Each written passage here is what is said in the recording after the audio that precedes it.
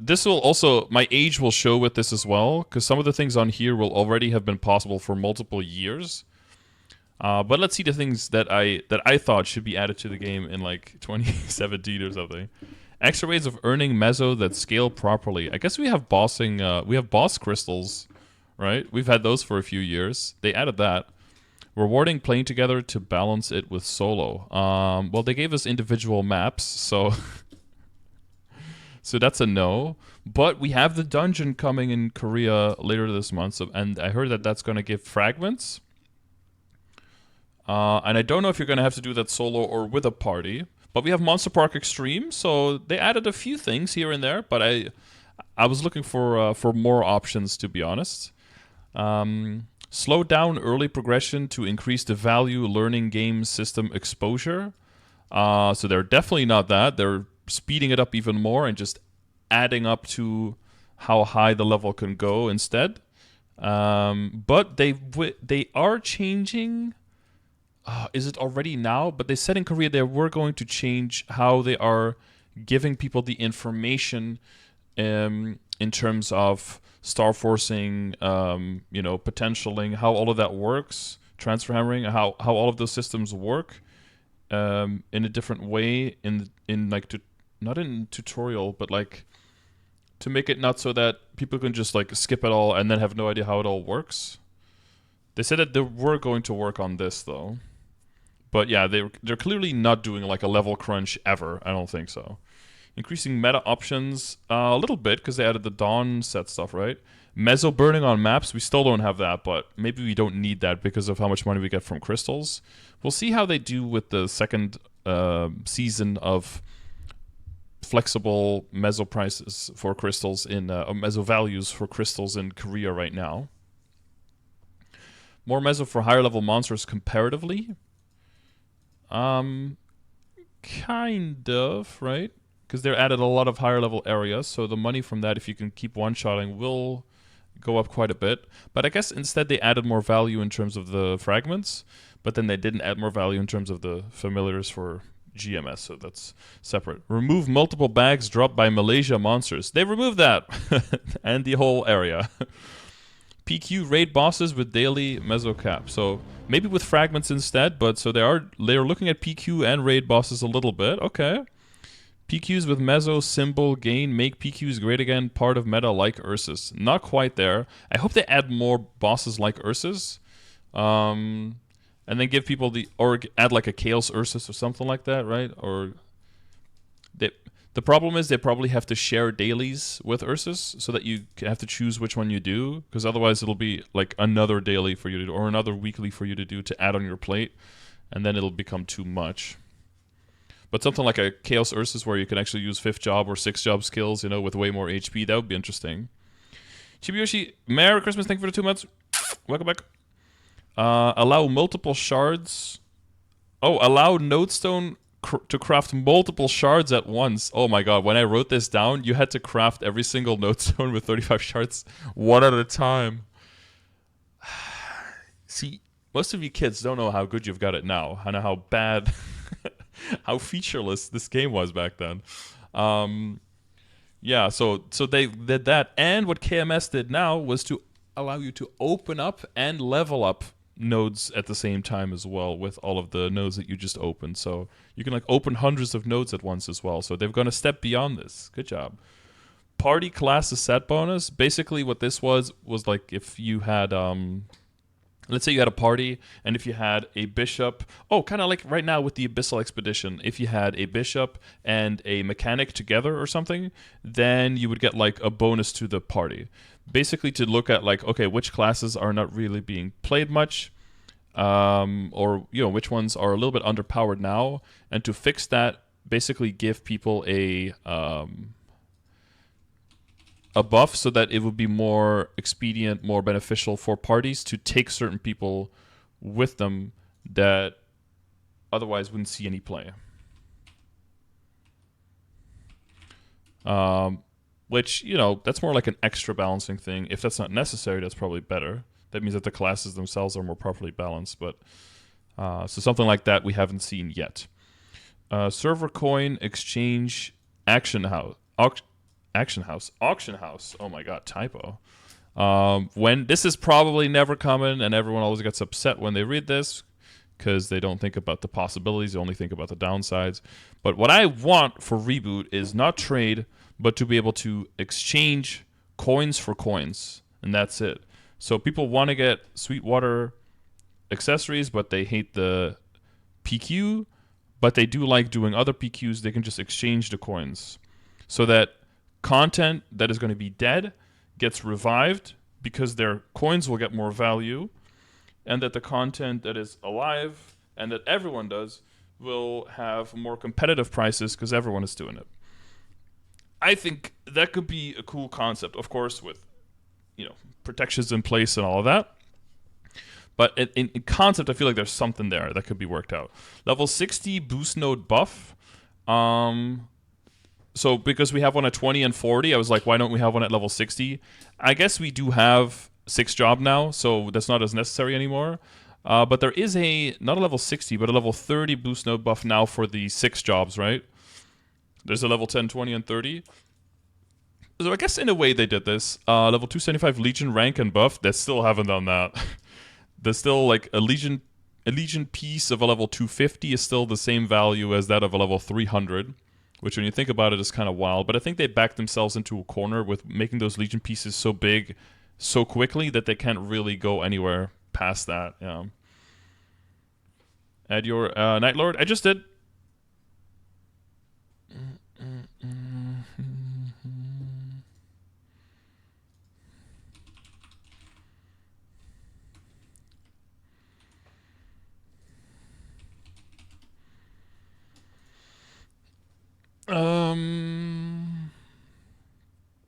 Yeah, my bishop is always logged in, so I could do that. Level 4 link skills. Nope. Level 260. Level 260. Oh, at level 260. Well, instead they did 6 job at level 260. So they did something at 260. That kind of happened. But level 4 link skill is a little bit wild to ask for when you start realizing that in Korea they don't even have level 3 link skills, right? They'd have to get level 3 link skills first before they start giving before you start thinking about level 4 link skills. PvP, yeah, well, listen, we had a few mini games that kind of were PvP-ish, okay? That seems to be the most that we're getting. Seasonal lab server 1 month ranking. Hey, we got the Abyssal Expedition that has another lab piece in it, We have Yeti and Pink Bean World more oftenly. I think we're heading towards a place where we have side events like that more and more, but basically this is also like trying to get Maple Worlds up and running. I hope that we see something of Maple Worlds in 2024. We were supposed to see something before the end of 2023, and CMJ did mention that she's going to be CM for any Maple Worlds as well. That's like on her job description, but there is no Maple Worlds yet, so she doesn't have any work for that yet. NX item that turns... Dude, I don't know why this doesn't exist, man. An NX item that turns any equip that you have into an NX equip. Like tops and bottoms and stuff you can start mixing and matching with now. Like, please, man. They would print so much money if they did this. Debuffs over your head fading, indicating when they will end, so that they don't just randomly disappear. Boss debuff icons underneath the HP bar, not floating over the boss because there are too many now. Yes, they added that for bind, because I went over this when in like 2021, 2022. So that they did that for bind, but all the other debuffs that like pop over the boss, right? I wish that those would show up on the top left as well, like underneath the bar. And then with the timer as well, so you could see them fading out, or you can see when they almost expired, so you know when to debuff, and you don't have to debuff too often.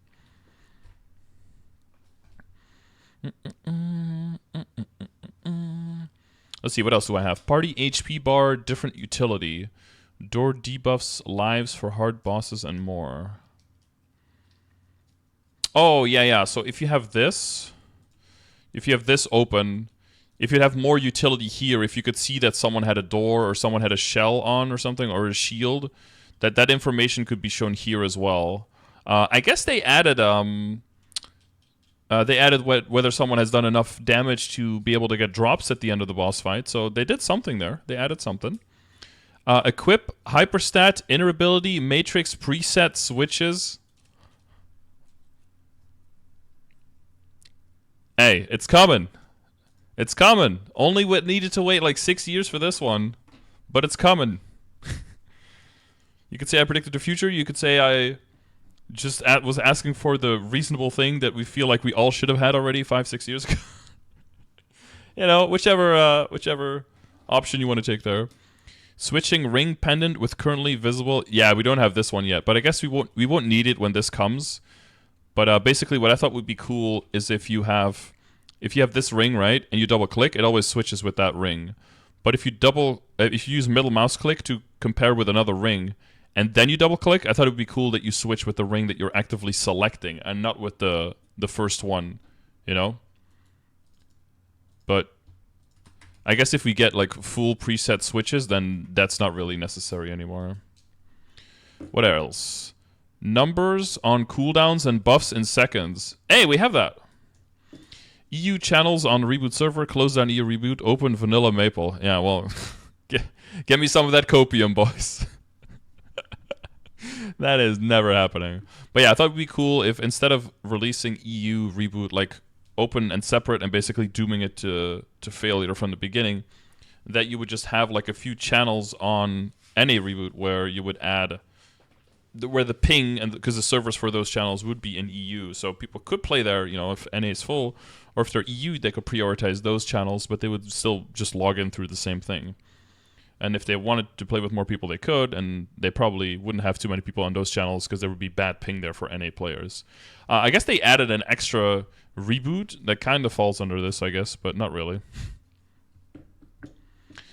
Give monsters a subtype from codex back, add bonus damage from durability items against types, make upgrade paths different, maps more viable, map layout problem here. This was basically about, if you guys played back in the day, before the before this Roro the Familiar Manager came out, there was a codex here where you would have a set bonus for kind of for badge card sets, kind of a little bit.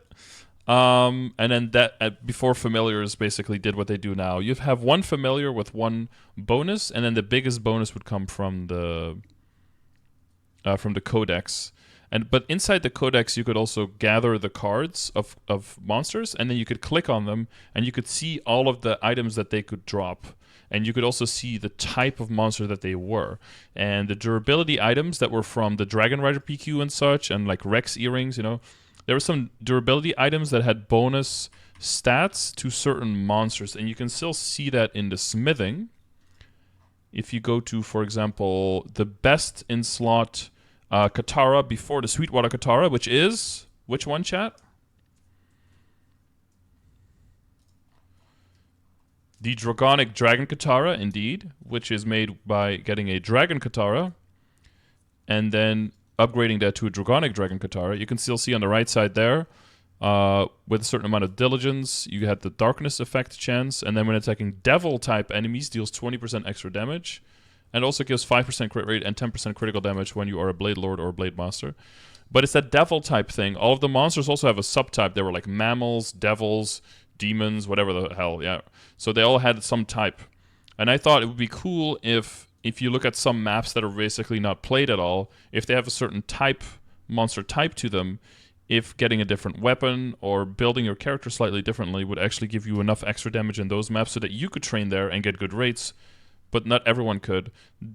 Basically, the whole idea was to build a little bit more diversity in upgrade paths and to build more viable ones, and also to make sure that dead maps would all get used more and it wouldn't just be sitting there empty.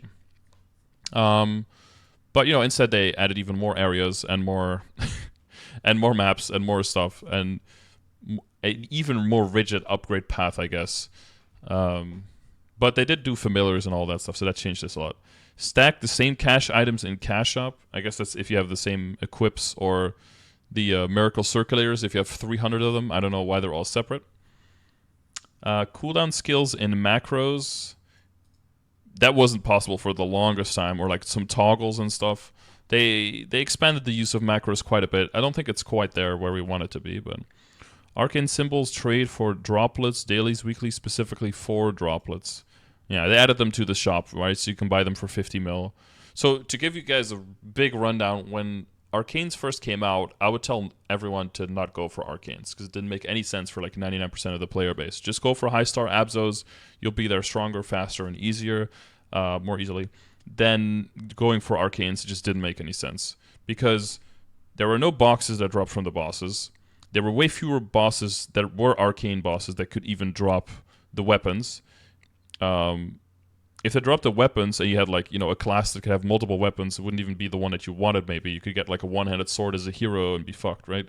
The drop rate for them was much lower. There were fewer bosses, and then there was the randomness, the RNG. If you wanted to craft it, the droplets you could only get from monster kills, and the drop rate for droplets was lower from monster kills as well, and they weren't in event shops for a long time, and when they were way smaller chunks of it.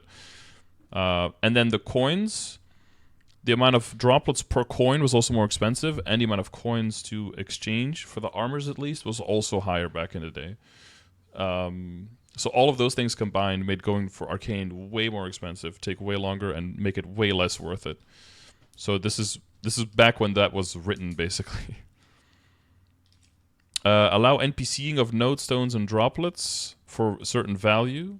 5,500 mil. See, yeah, I would have said the equivalent value of a droplet back then was around 500 mil, but now you can buy them for 50, so you see how that shifted. And about 50 mil for a node stone for people who have access. Now you can buy a node stone for 4 mil a day in the shop if you have it available, at least in the guild castle. I don't know if you guys have it available. This week we should be able to get our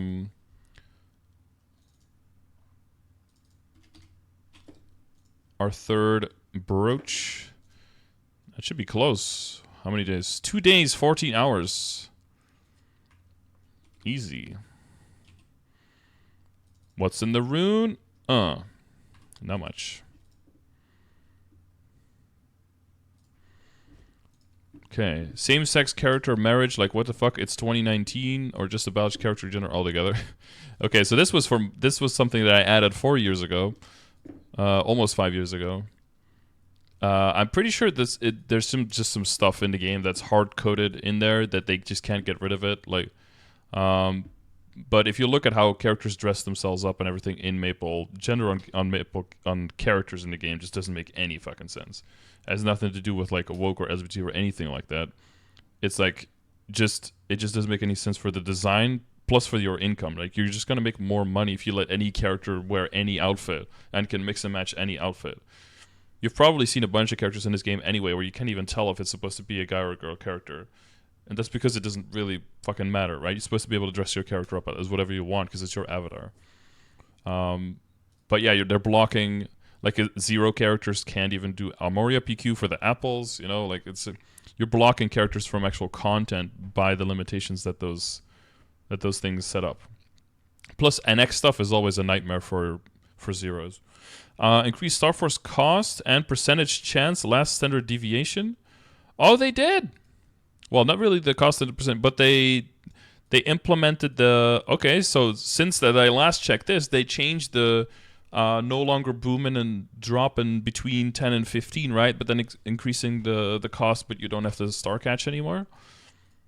Cheaper instead. Also, at least the safeguard box now works as it should. Oh yeah, in case you guys don't remember, if you were safeguarding and you dropped past where you could safeguard and then went back up, then the safeguard box would untick itself and then you would have to retick it. And if you forgot one time, you could just 12 to 13 boom your stuff. But sometimes it would stay ticked for some reason. So then if you clicked really quickly and did it, then you could untick and boom your stuff. So you have to like double, triple check every single time you went, like 13 down to 12. Double check again, safeguard, and back down to 11. Back up to 12, double check again. And it was a nightmare star forcing. Because like the fact that now you could just go into your enhancement room, you could just turn your brain off and just click until, like during a 5, 10, 15, until you get to 16. And now you just click safeguard one time and it just stays the whole way up. Like the utility there, it's so much cooler. Reworking guild UI and skill system. Idea already stole. Yeah, so the whole guild castle plus the guild UI stuff. I still think, oh, that's another quality of life. I guess the guild message board is like it was coded in 2001. That still should be like completely redone. Plus, like integration to Discord and stuff like that should probably be added to that. That is still very riggedy and archaic. More raid bosses like Ursus. So we're getting that extra dungeon. I don't know if that can count as a raid boss, but that would be cool if they added more like that. More items in the Legion store. They're slowly adding more. They're also getting rid of the item to extend your Legion presets, right? And they're opening up all the presets. So that's a slight move in that direction, I guess. Hotkey to summon or desummon familiar. Again, that wasn't the case before. We had to like go into the UI to summon. They added that a long time ago. Booming items at 20 plus stars, restarting item at 15 instead of 12. That's actually still not a thing, right? They got rid of booming before 15. The reason we got down to 12 when we boomed is because that's the highest it could go without booming. And now when we boom an item, even at 21 to 22, it still goes back down to 12. That still makes no sense. Like if you boom at 20 plus, it should at least go down to 15 so you can start there again. But I guess you can get from 12 to 15 faster now, so maybe that's their reason for it to not happen.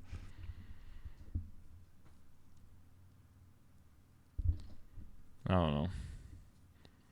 I don't know if they'll ever do this. Quick stack option for inventory. I think that exists now. Boss crystals times 3 value for reboot to times 6 like Mesos.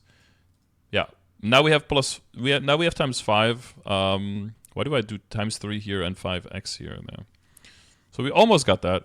Increase access to Fury Totems and remove Kishin from Kana as spawn boosters. Skill stays. Give it a buff to team members who walk in it or debuff to boss who's in it. Well, they changed that to increase, but it's changed a little bit since then. Poor Kanas. So after they increased the access, they completely axed the content, from the entire game, and then kicked Kana a little bit harder when they were down after that. Make intensity / distance of the knockback when taking damage relative to the amount of damage taken. Not exactly changed. They just gave everyone 100% knockback resistance instead. Yeah. Because I thought it was really stupid if you don't have knockback resistance. If you get hit by 1 damage or you get hit by 99% HP, that you get knocked back the same amount. That doesn't make any fucking sense, right? I compared it to like stubbing your toe versus like getting like hit by a cannonball or something, right? But yeah, so they just gave everyone knockback resistance in their passives by the end of...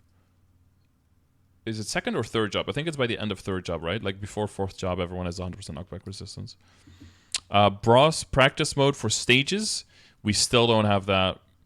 We are getting, though, infinite boss entries without cooldown. Like that's in Korea right now, which is, I think, a good step in the direction. But allowing people to practice like stage 2 or stage 3 of bosses, I still think that would be a worthwhile addition, but still not quite there. Let us wear more than 5 synergy rings at a fucking time. This is just a good example of horrible coding. What they did was, if you wear a synergy ring, you gain 1 stack to the synergy passive. But the skill can only stack up to 5, which means you can only wear up to 5 rings at a time. Where what they should have done is, when you have an active passive, it should check how many rings you have on, and then that should only count up to 5, but you can have more on. But it's just so horribly programmed that if you have 5 synergy rings on between mules, and you try to wear a 6th one, it says you can't do that because you already have it on 5 other characters. It's like, why does that matter? They are not getting a buff. I'm not playing those characters. I'm only playing this one. Just let me wear the ring on this one. This is especially horrible when you have a drop rate synergy ring with like 20 or 40% drop rate on it, and you're at the boss and you can't wear it. Yeah, that's but it's just a personal pet peeve of mine, and probably some of you guys really annoyed at that as well. Add hyperstats, multiple levels at once. Why not? I think I came back to this like 3 years ago. You still have to click your hyperstats one level at a time, or completely redo them. Why not have a plus and a minus, or like a number? Why not be like level 10? Oh, too high. Do it one down, you know? No, all at once, or completely redo your whole thing and pay mezzo for it. That UI is just problematic. Bigger inventory for Reboot since no trade. Still, yeah. So specifically for equips, right? In Reboot, there is the benefit for some things that we can keep certain equips as coins, and then only at the moment where you need them, turn the coins into the equips. But there's a lot of stuff, especially now that for endgame, 23 starring is actually a legitimate goal for endgame upgrading. Once you get to like 22 and 3 line, you probably want to go for 23 stars and then go for double prime line on that for legitimate upgrading, and then go for the augment, especially if it's pitched, right? Because you're going to get a 22 augmented pitched, and someone else is going to hit a 23, and then they're going to augment that, and you're going to want to upgrade past your stuff at a certain point, and you're going to have to completely remake and get the augment again, and it's going to be a nightmare. We're going to need so many equips in Reboot, either an equip storage, like separate, just, you know, untransferable, whatever, just for the character somewhere where we can put our extra equips, or just more inventory space for equips for Reboot. Because you can't have it like, you need to hold on to everything, and also you get the exact same space as people who can move it anywhere and trade. Like, that's just not fair. Mage overall level requirements for transfer hammering. They changed the level 120 to 100 to fix that. And they added capes and shoulders to fill in the gaps for transfer hammering. They did all of that. Nice. 47. Oh, here. Oh, damn. Dude, I think you passed me. Oh, I checked it in 2022, a little over a year ago, yeah. 47 suggestions, 8 implemented, 8 partially implemented. Most of these are like in the direction where they are moving the game, so that's nice to see. Some of those are just, they're never going to happen. Maybe in 2024 we should make a new... That's one thing we'll do early 2024. I'll make a new list of things that that need to be fixed, and like cool new things that we want implemented, like a full update to this. We'll do that in the new year, I think. But yeah, this is a short look back on, I guess, a little over a year later to see where we're at with all of these. You see that they are making a lot of progress and they're moving stuff in a direction, but also some things that I feel like should have happened years ago are just we're still waiting for that. Well, what's something that you thought of that definitely needs to be on this list that's not here? Or something that you are hoping for, or really excited for that you saw KMS already do, that you're waiting for to see on GMS? Let me know. All right, thanks for checking it out.